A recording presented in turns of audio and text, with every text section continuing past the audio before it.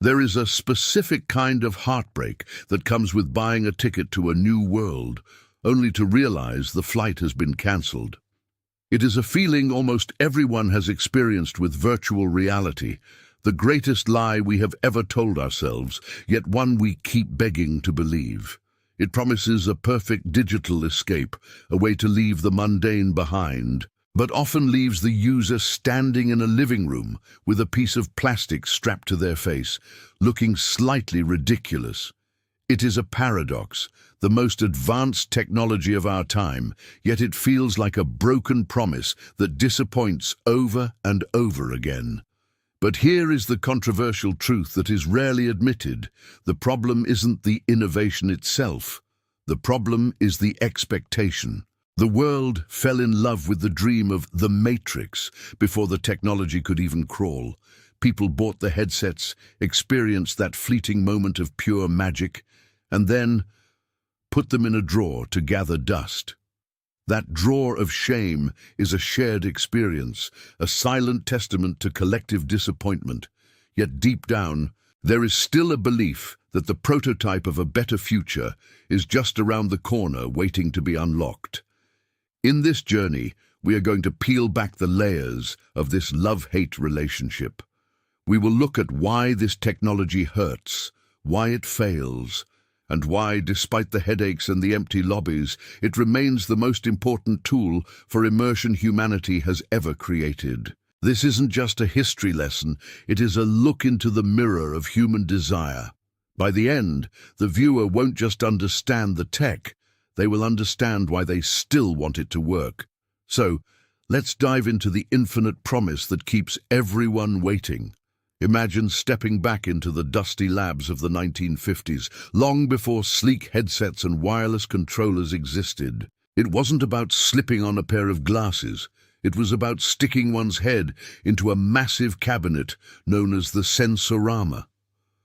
Morton Heilig, the mind behind it, didn't just want people to watch a movie. He wanted them to smell it. Picture a booth that vibrated and pumped the scent of exhaust and wind into the user's face to simulate a motorcycle ride.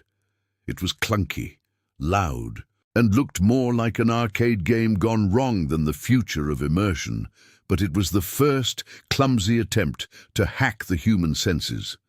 Then came the 1960s, and things got a little more dangerous with Ivan Sutherland's lab experiments. He built a headset, but it wasn't something a person could just wear while sitting on the couch. They called it the Sword of Damocles, and not because it sounded cool or mysterious. It was a massive, terrifying contraption suspended from the ceiling because it was simply too heavy for a human neck to support. If the wire snapped, that prototype would crush the user instantly.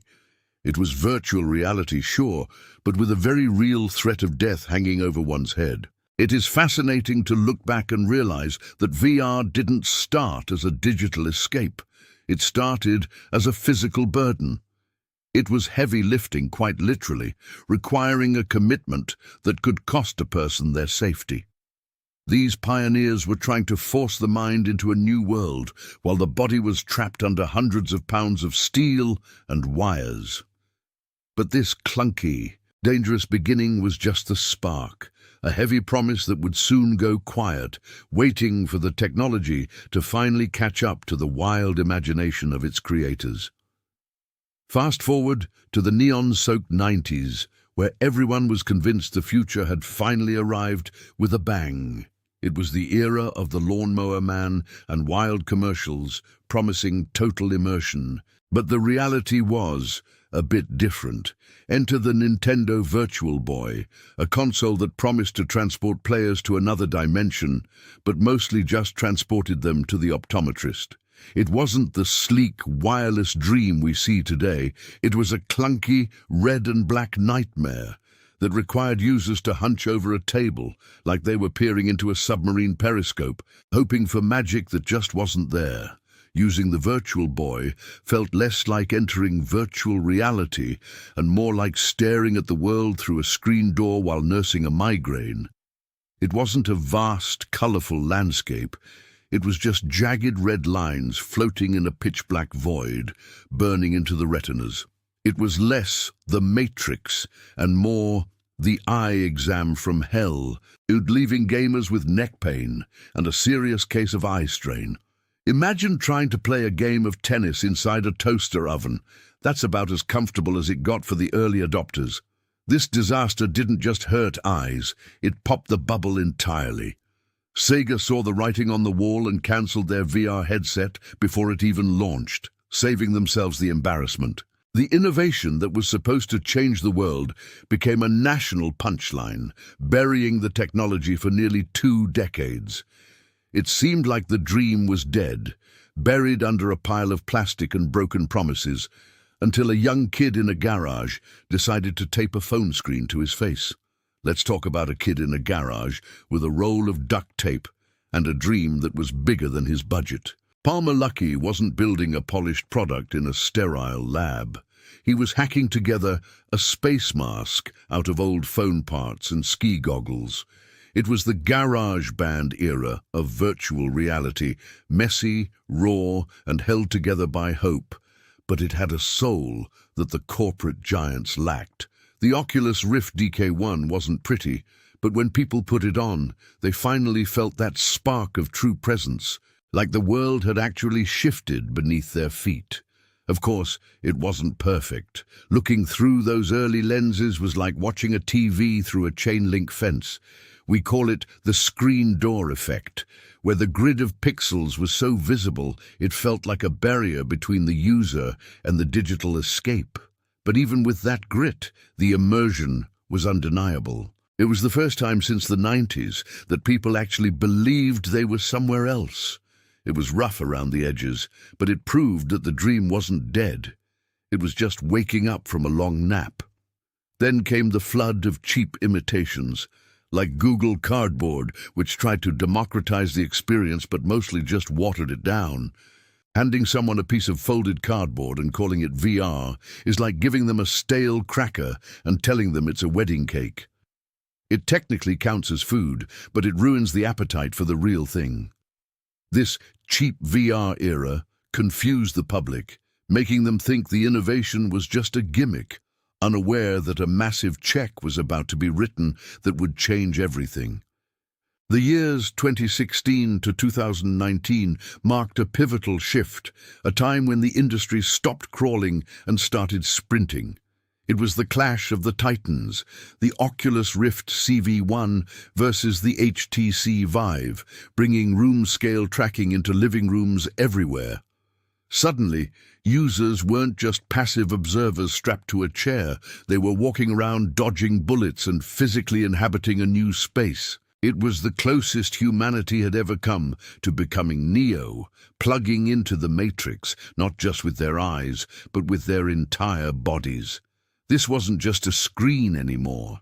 It was a full-blown digital escape where the boundaries of the physical world began to dissolve.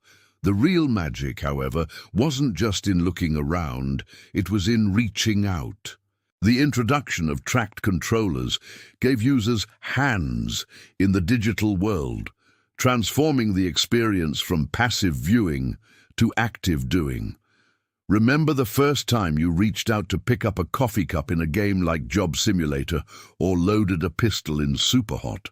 That tactile feedback, that simple act of grabbing, bridged the gap between the brain and the simulation. It was a profound moment of innovation where the brain was tricked into believing, I am actually here, turning simple polygons into tangible objects. But as with all great tools, humanity found a way to make it wonderfully weird. We built this billion-dollar military-grade tracking technology capable of simulating complex surgeries or combat scenarios. And what did we do? We immediately used it to dance in front of virtual mirrors as anime catgirls in VR chat. It sounds ridiculous, but there is something beautiful about that chaotic creativity. It proved that virtual reality wasn't just for soldiers or scientists, it was for expression. This era of God mode gave us the power to be anyone, anywhere, but it also highlighted a glaring issue. We were still tethered to expensive PCs by a thick, heavy cable. We have finally arrived at the present, where the hardware is sleek, wireless, and powerful enough to make the old steampunk era look like a joke. The MetaQuest 2 and 3, along with the Apple Vision Pro, are marvels of engineering, like owning a Ferrari in a world full of dirt roads. We have this incredible innovation sitting on our faces, capable of rendering stunning worlds, but we are stuck in traffic with nowhere to go. The software has dried up, leaving us with empty lobbies and a library full of tech demos, instead of the sprawling AAA adventures we were promised. It feels like we are trapped in a walled garden, where the technology is brilliant, but the content is scarce. The shift has moved away from pure virtual reality and towards spatial computing and mixed reality, which sounds fancy but feels like a compromise. Instead of escaping the world entirely, we are just layering screens on top of our messy living rooms. It is less about transporting us to a new universe and more about making sure we can check our emails while doing the dishes. This pivot is fascinating, but also a little heartbreaking for those who remember the early promise of total immersion. We aren't diving into the Matrix anymore. We are just wearing augmented sunglasses that remind us of our to-do lists. The dream of a true digital escape seems to be fading into the background, replaced by productivity apps and floating windows. But maybe, just maybe, this drought is the calm before the storm, a quiet period where the next big thing is being cooked up in a garage somewhere. So what do we do with this complicated relationship? Do we let the headset gather dust? Or do we see it for what it really is? It's easy to be cynical about virtual reality, to look at the clunky past and the empty present and say it failed. But true innovation is never a straight line. It's a messy, chaotic stumble forward. I challenge you to pull that device out of the drawer today. Put it on, not to critique the pixels, but to remember the feeling of that first digital escape. Ask yourself, are you waiting for the perfect world to be handed to you, or are you willing to explore the prototype of the future right now? The metaverse isn't a place you go, it's a moment you create. Don't let the dream die just because the loading screen is taking a while. Share your story in the comments. What was the moment that made you believe? And what was the moment that broke your heart? Let's figure this out together. If you want to stay ahead of the curve and not get left behind when the true immersion finally arrives, make sure to subscribe to the channel and turn on notifications. We are going to keep digging deep into these topics, and you won't want to miss the next chapter of this revolution. The future is loading. Are you ready to play?